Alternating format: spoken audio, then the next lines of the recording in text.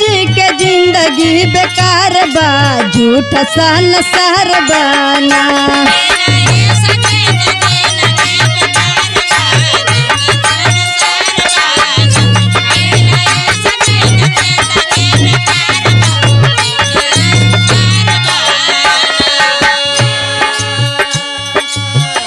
नेह प्रभु से लगावा अपन मानस पुरावा।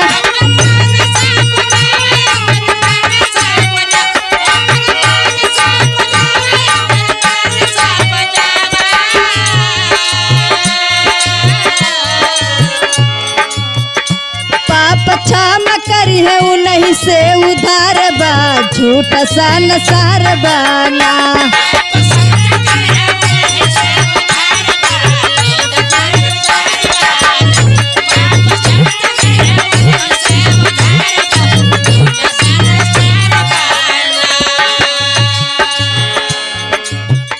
जग में दुई दिन के मेला छूट जाई बा अकेला।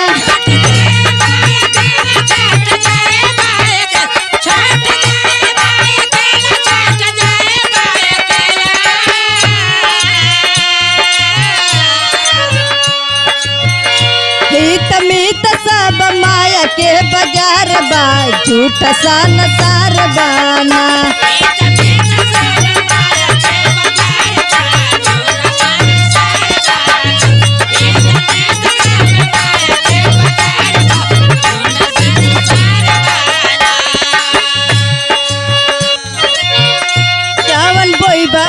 पैबा प्रभु से बच के कहवा जाइबा।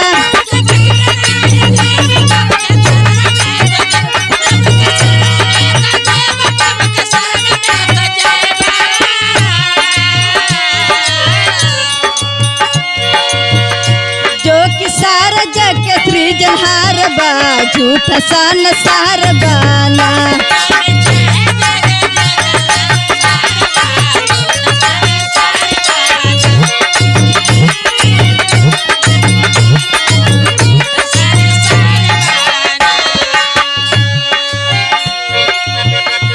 पकार जिन गरूर एक दिन जाइबा जरूर।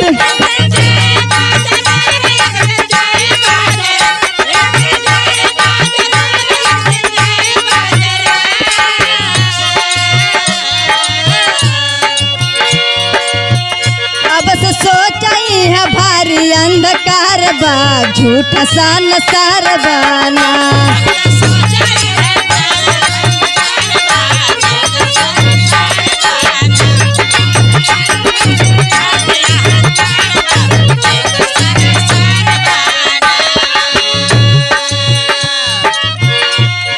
साथ नहीं जाई माटी माटी में मिल जाई।